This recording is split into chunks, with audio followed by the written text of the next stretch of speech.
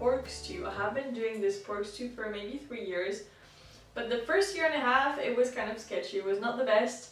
The meat was always too dry and too chewy, but now I have a really good recipe that I make all the time in the winter and in the fall especially, because it is a slow cooked, very yummy and cozy meat. So if you don't eat pork, you could probably do the same with beef. I'm pretty sure it will work. So for this you will need carrots, onions, salt, pepper, paprika, and I'm also going to add some mushrooms. I have brown mushrooms, but you could use some champignon paris, just those little white mushrooms.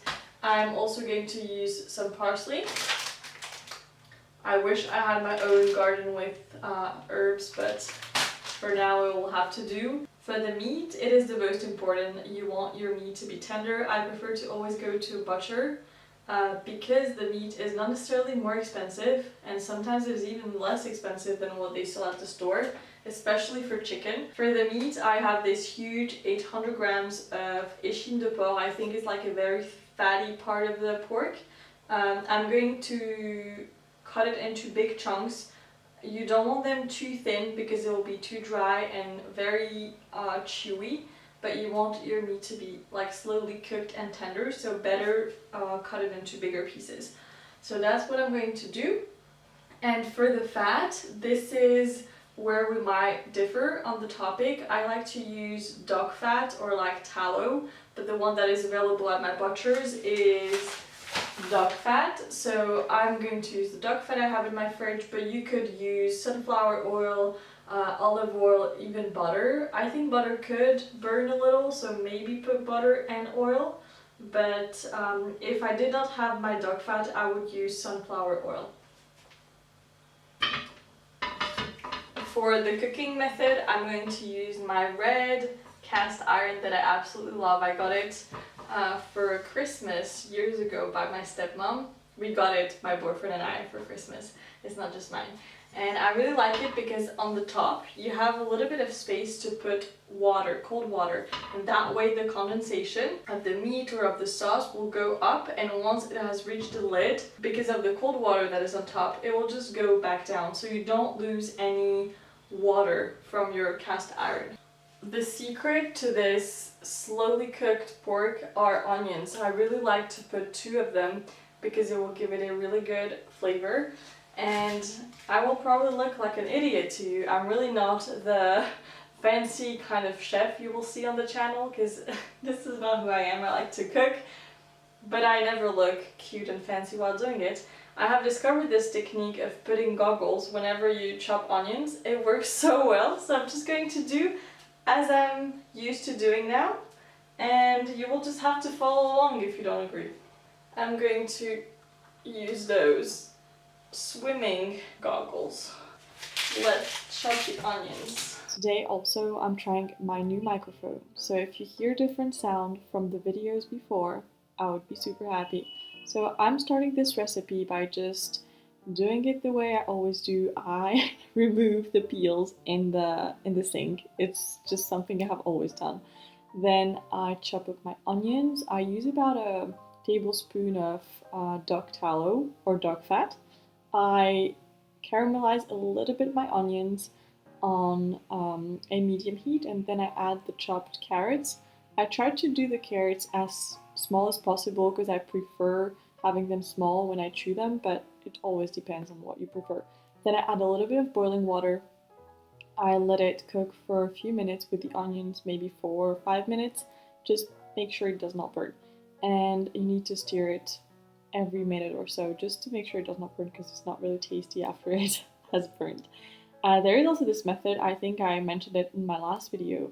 You're not kind of supposed to wash your mushrooms. You're supposed to kind of peel them, but obviously you do whatever you want. I added probably half of the barquette, so half of the bin of mushrooms in it.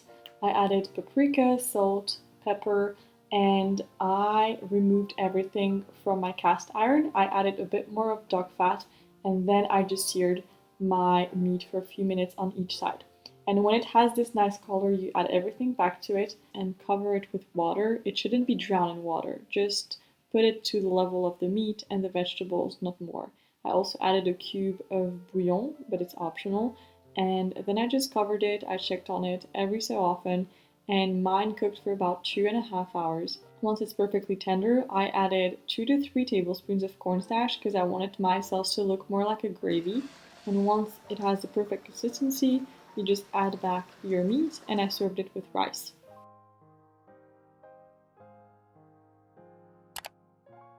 Hello! I feel like it's a recurring theme on the channel to make some soup at some point. I have made one other video which was my week of dinners. I think I uploaded it about a month and a half ago or 2 months ago, and since then I promise you I haven't made soup.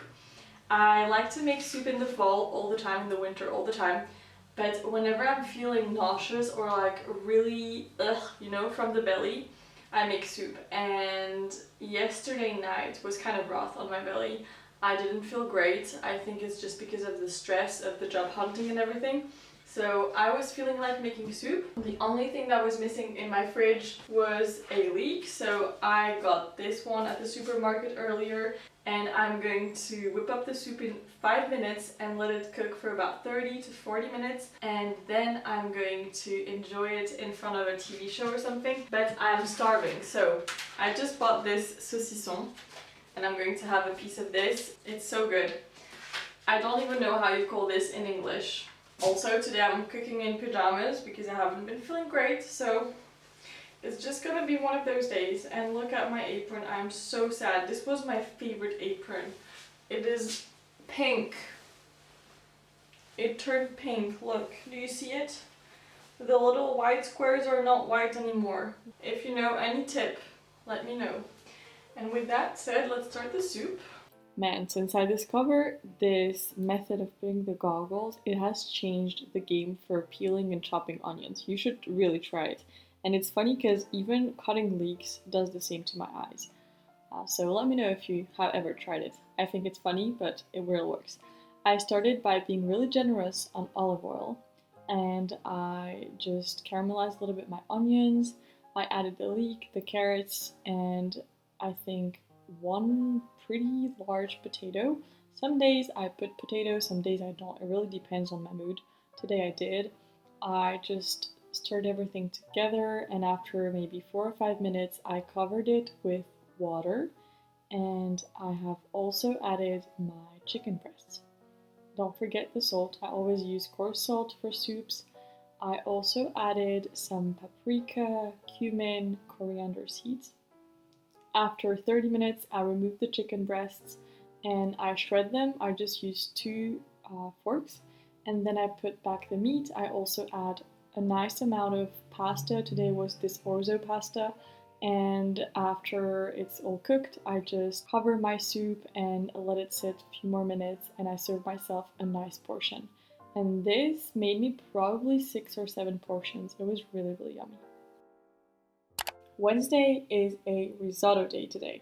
So I usually make this exact same recipe vegetarian friendly, but today I have some chicken breasts that I needed to use up because I have put them from the freezer to the fridge overnight to like thaw. Can you say thawed? Like they thawed? I don't think so. Well, I just, had them in the fridge. I needed to use them up. But I always use the same ingredients. I do 1 large onion that I chop with probably half this little bin of mushrooms that I also chop together. Then I cook them separately. So I put the onions and the mushrooms into this stainless steel wonderful pan. I use a lot of olive oil, and I let it just cook on both sides so it's nice and a little bit brownish, not burnt, but like nicely caramelized. And I add, if needed, more olive oil. This cooks for probably 5 or 6 minutes on a lower heat. In the meantime, I prepared my little bouillon that I will put over my risotto. So I just put some cumin, some herbe de Provence, also a bouillon cube, paprika, and just some boiling water. And I also cooked the chicken separately. So I did the vegetables first, I removed them, then I cooked the chicken. And once it looked nice and cooked, I removed the chicken, and then I just used the same pan for my risotto. And it is awesome because you can do everything in one pot, so you don't have to do the dishes because I hate doing the dishes personally. I started by putting olive oil and toasting a little bit the rice because it has a really good taste to it. And then I added some rosemary, some dry rosemary in the middle. I added about 250 ml of white wine. And once the white wine has evaporated, I start to add slowly my bouillon, or like this little mixture of water and spices. And every time it has evaporated, I add some more. And it cooks for probably 15 to 20 minutes. After 7 to 10 minutes, I added a cup of frozen peas and a handful of frozen spinach I had in the freezer. And I added all the vegetables, the mushroom, as well as the chicken. And I covered it with boiling water. And then I just let it cook for 10 more minutes. And I tried the risotto in the meantime just to make sure the rice was perfectly cooked, because I don't like it al dente. I prefer when the risotto is nicely cooked. It's just a personal taste. And once it was ready, I served directly myself a plate because I was so hungry. And you can add a little bit of Parmesan cheese or some butter on top if you want to. Today it is raining. The weather looks so bad. I just came back home and I have frizzy hair all over my head. I thought it was the perfect weather to make some pho soup. There are two types of pho you can make. There is the chicken pho and the beef pho.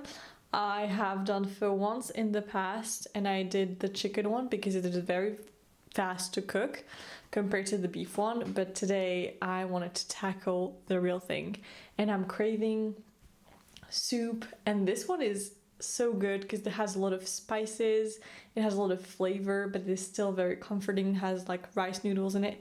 So I'm going to show you what I bought for this soup. And what else? I'm going to make myself a cup of tea because my fingers are so cold, and then I'm going to start with the soup. The cooking time obviously varies if you have your pre-cut beef, or if you have tailbones, or if you have the entire block of beef. Today I just bought what was available at my supermarket because it was kind of a last minute decision before I came home, so I didn't even go to the butcher. I just went shopping downtown. It started raining and I was like, you know what, before I come home I'm just going to buy whatever ingredients I need. And that was the plan. It kind of made itself. The only thing that is not for the soup are those crackers. This is for now because I really need to snack on something. I bought some coriander. This is going to be the garnish. At the end I'm going to put some coriander, some mint. Those are the only rice noodles that were available. They were quite expensive. This 160 gram rice noodles were about €3, which I find really expensive. And for the beef, this was the only cut available. It is 600 grams and it was €7.80. This one is specifically made for like beef bourguignon, but it can also be used for other kinds of soups. And the last thing is lime. I personally love to put lime on top of my pho, but not everyone likes it. So this is all the garnishes I will need.